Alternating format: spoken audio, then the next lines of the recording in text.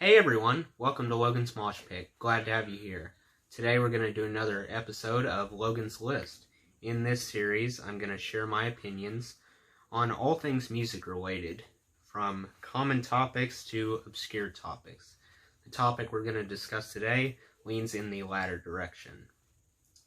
At first glance, hair might seem trivial, like so what, or who cares, or what's the big deal, or why does it matter? It's just hair.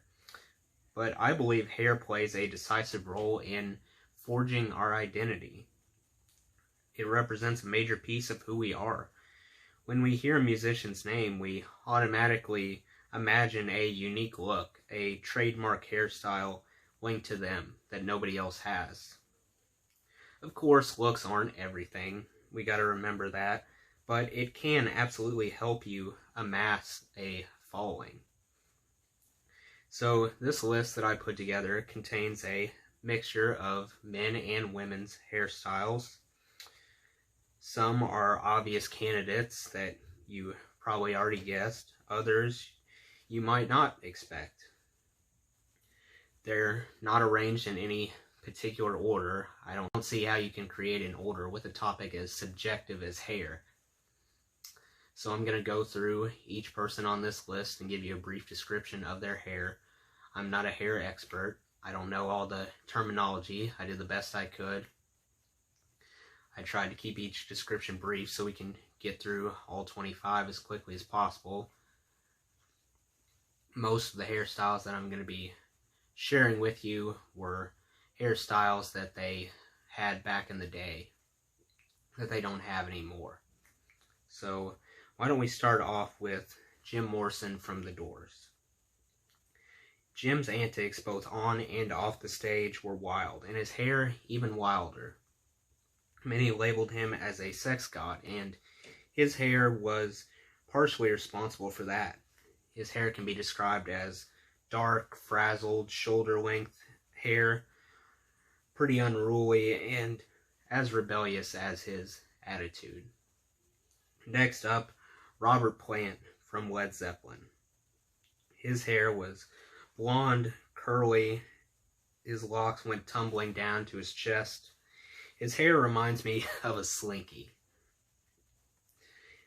Hair that followed his every move on stage. Next up, Steven Tyler from Aerosmith. So Steven Tyler probably has one of the most consistent hairstyles on this list. His hair really hasn't changed that much over the years. His hair is roughly the same length as Robert Plant's, maybe a little bit longer. His hair can be described as primarily brown with some stray patches of blonde mixed in there. You know, that blonde streak he has in the front. Very recognizable. Next up, Kurt Cobain from Nirvana. Kurt had relatively light blonde hair. However, his hair was more tame and straighter than a ruler, reaching his shoulders. His hairstyle was nothing groundbreaking by any means. However, his greasy hair remains very recognizable. You see his face everywhere. Next up, Gerard Way from My Chemical Romance. Now, Gerard was interesting. He switched many times between coal black shoulder-length hair, then he changed it to a far more manageable short blonde look, then he went in the opposite direction to a mind-boggling bright red hair color that countless fans envied when they saw it. Gerard became adventurous with his hair. He never settled on one look for long. Next, Sammy Hagar of Montrose, Van Halen, and a solo artist. So it seemed like Sammy took 10 large curly fries and just stapled them to his head. His hair was ridiculously curly. He had a ridiculously curly blonde mane of hair. Next, Scott Weiland from Stone Temple Pilots and Velvet Revolver. So Scott Weiland had some eye-catching, spiky, vibrant red type of hairstyle bordering on pink. Not nearly pink, but pretty close.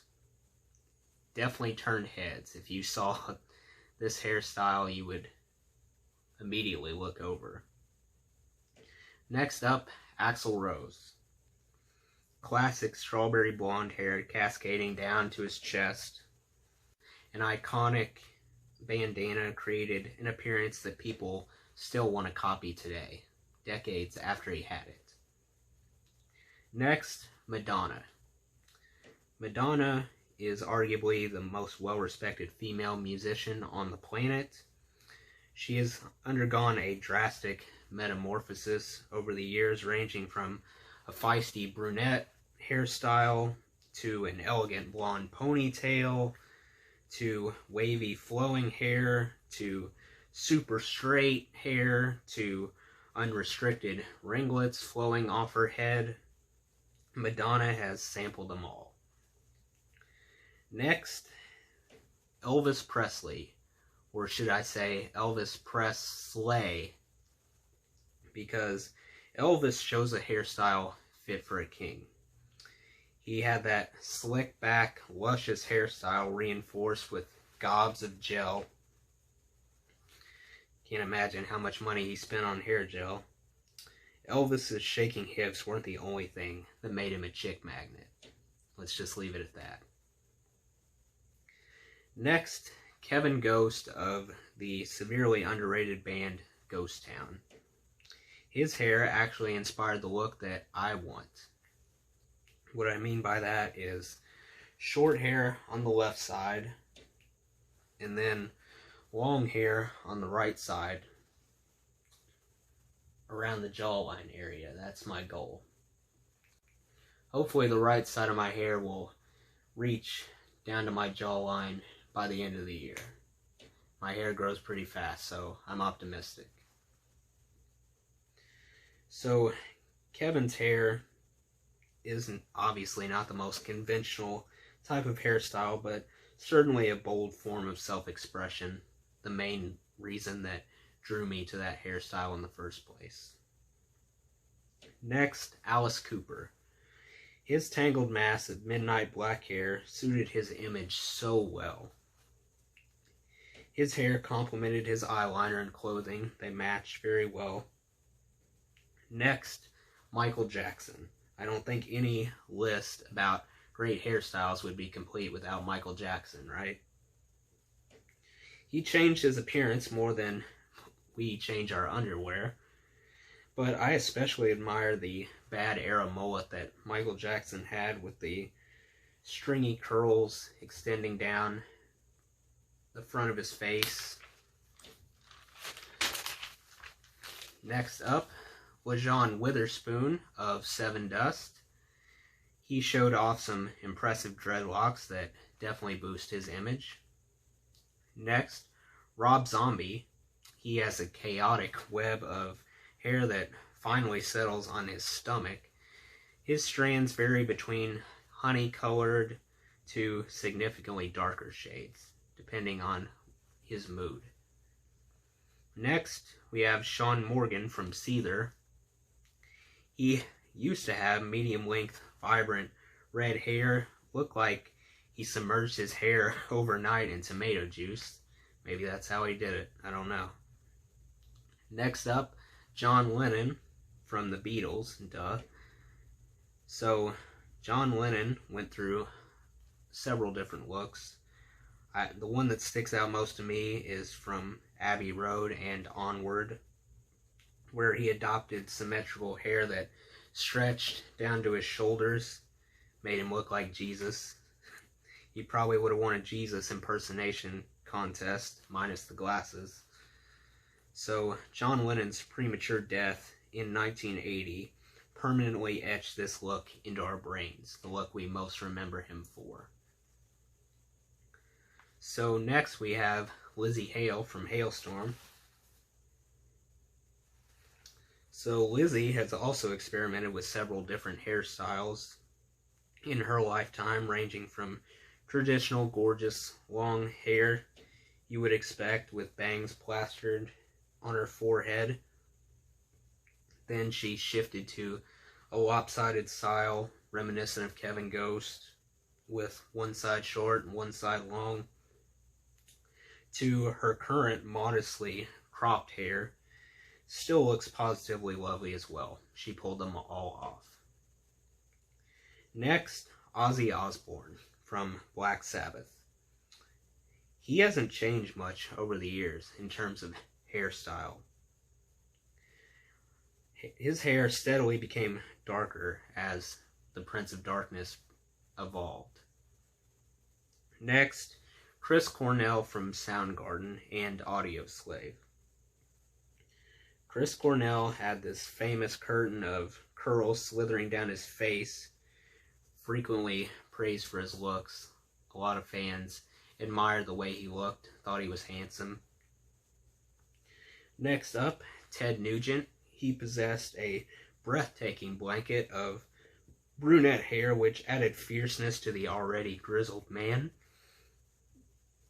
Next, Vince Neil from Motley Crue. When you're labeled as a hair metal band, you've got an obligation to have amazing hair. Practically a requirement of a hair metal band. So Vince Neil's straw-laden locks helped him topple the charts. Next, we got David Bowie, another must-have on any best hair list.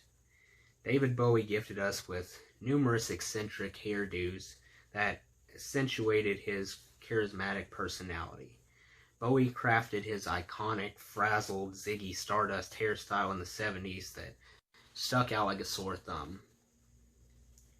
Next, Sebastian Bach from Skid Row. He truly reflected the 80s with a crescendo of golden hair falling nearly to his stomach and doused with products galore.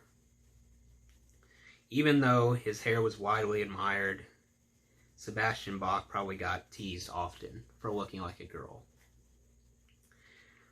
Finally, we have Zach De La Rocha from Rage Against the Machine. He closes out the list. He used to have a classy community of dreadlocks positioned on his head in a band that clashed with both fans and society alike. So that's the end of the list. I encourage all of you to Google these singers and you will see why their hair left a memorable impression and also represents a vital part of their legacy in the music industry. So that does it for today's video, guys. I hope you enjoyed. Make sure to like, comment, and subscribe if you haven't already. I really appreciate the support. I'll see you next time. Until then, rock on.